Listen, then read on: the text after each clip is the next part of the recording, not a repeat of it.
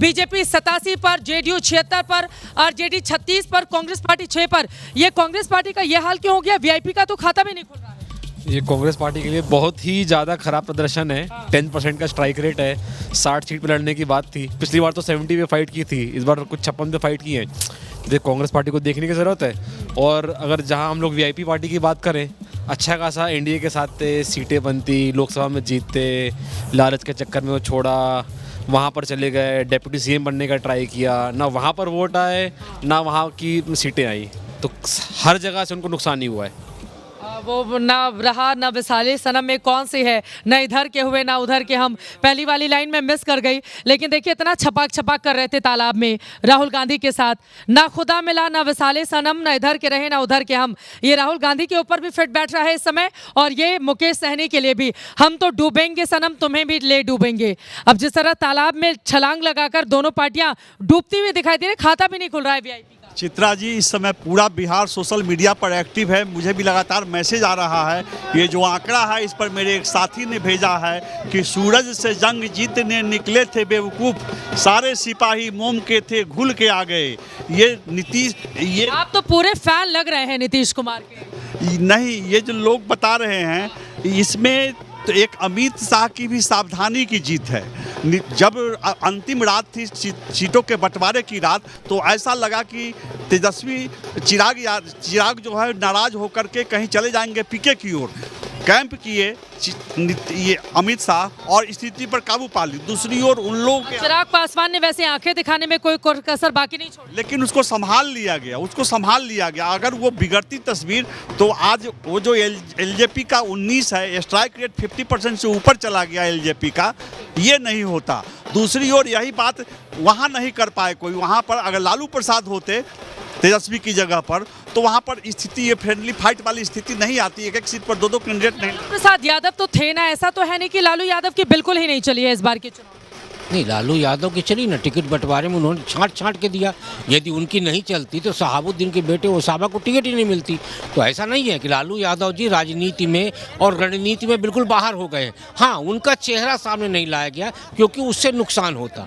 कांग्रेस की जो आप बात कर रही, कांग्रेस के प्रदर्शन के लिए आप देखिए कि जिस दिन वो दलित चेहरा राजेश राम जी को अध्यक्ष बनाया कांग्रेस ने, और मुस्लिम चेहरा कृष्णा अल्लाह को प्रभारी बनाया, उसी दिन संदेश दे दिया कांग्रेस ने कि विधानसभा चुनाव लड़ने में दिलचस्पी नहीं है, आरजेडी से मुस्लिम वोट छीनने में उसकी दिलचस्पी है। और फिर उसके बाद जब उनको लगा कि एसआईआर का मुद्दा भी नहीं चला, ब्राह्मण दलित मुसलमान एक वक्त पर कांग्रेस पार्टी का यही वोट है। मिथिलांचल तो गढ़ था कांग्रेस का। राम मंदिर आंदोलन के बाद जो छूटा है मिथिलांचल का ब्राह्मण, उसके बाद भारतीय जनता पार्टी के साथ चला गया। आज लोगों ने सीतामढ़ी में भव्य राम मंदिर इतने 100 करोड़ का जो ऐलान किया है, खुद गृह मंत्री अमित शाह शिला पूजन करके। मैं वही कह रहा हूँ ना कि वहाँ से ब्राह्मण, भूमिहार और राजपूत तीनों ने साथ छोड़ दिया कांग्रेस का, और वो छीनने चले किससे? अपने ही गठबंधन से वोट। और जब उनको लगा एसआईआर के मुद्दे की वोट नहीं हासिल कर पा रहे हम, तो मुकेश सहनी के साथ तालाब पे कूदे और तेजस्वी को संकेत दे दिए कि हम तो डूबेंगे सनम, तुमको भी ले डूबेंगे। और देखिए 40 पे समिट डूब भी गए, यहाँ पर डूब गए। बचा क्या है? आप पॉइंट और है कि पिछली बार लेफ्ट फ्रंट का भी 16 सीटें आई थी एमजीबी के लिए, इस बार वो 8 सीटों पर है।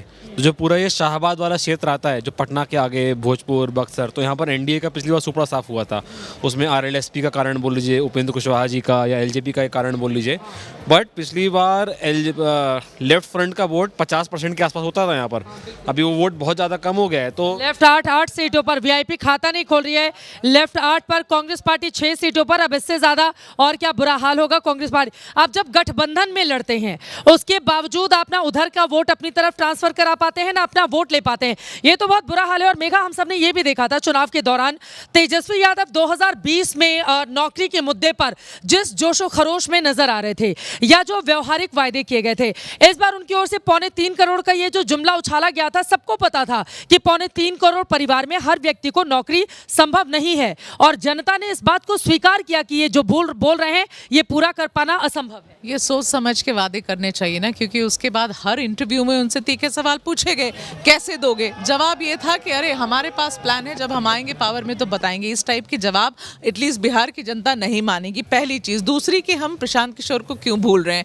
उनका जो बयान था कि अगर जेडीयू ने 25 सीट क्रॉस कर ली तो मैं राजनीति छोड़ छोड़ दूंगा। तो आज ये सवाल पूछना चाहिए प्रशांत किशोर से हम लोगों को कि क्या आप अब राजनीति छोड़ने के लिए तैयार हैं? छोड़ने के लिए तैयार क्या है, छोड़ना है। जब हर इंटरव्यू में यही बातें बोले थे तब तो छोड़ना ही पड़ेगा। मैम जल्दी से एक टिप्पणी आपकी। हाँ चित्रा जी, सबसे पहले तो एग्जिट पोल पे मैं आपके साथ थी और उस पैनल में सिर्फ मैंने ये कहा था कि अभी जो व्यवस्था चल रही है उसी के हक में लग रहा है कि नतीजा आने वाला है।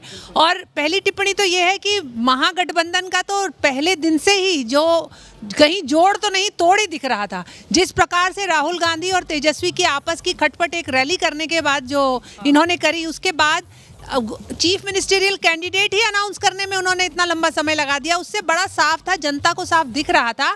और मेरा ये मानना है कि जो परिवार में भी उनके आपस में दोनों भाइयों के बीच में एक तरह से ओपन में समाज में आ गया कि क्या झगड़ा चल रहा है, वो भी कहीं, क्योंकि आज भी भारत का जो समाज है वो इस बात को बहुत ध्यान से देखता है कि परिवार के जो मूल्य हैं उनको बहुत मानता है। तो वो भी एक अपने आप में नैरेटिव बिल्डिंग गया कि जहाँ परिवार ही नहीं संभल रहा है तो आगे राज्य को संभालने की क्या। दोनों भाइयों ने एक दूसरे पर टिप्पणी भी की थी और मेघा के पास आज तो मौका है प्रशांत किशोर से बदला लेने का। आपका इंटरव्यू छोड़कर बीच में जोट रहे थे प्रशांत किशोर, आज आपके पास मौका है कि बताइए ना, आप 3 में दिखाई दे रहे हैं ना 13 में दिखाई दे रहे हैं? ये मैंने उनसे कहा था कि मैं राघवपुर होकर आई हूँ और आप 3 में न 13 में, आप कहीं नहीं दिख रहे हैं। उस पर वो बहुत अपसेट हुए थे।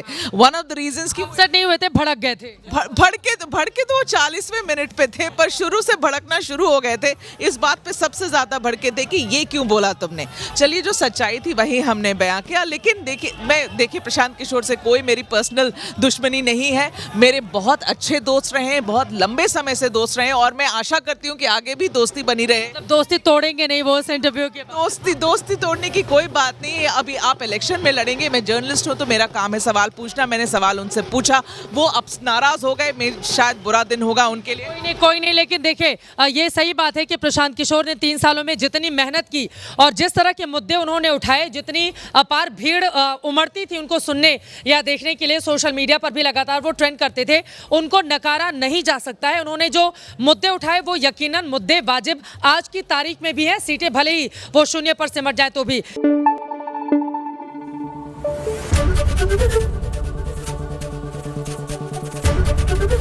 एबीपी न्यूज आपको रखे आगे।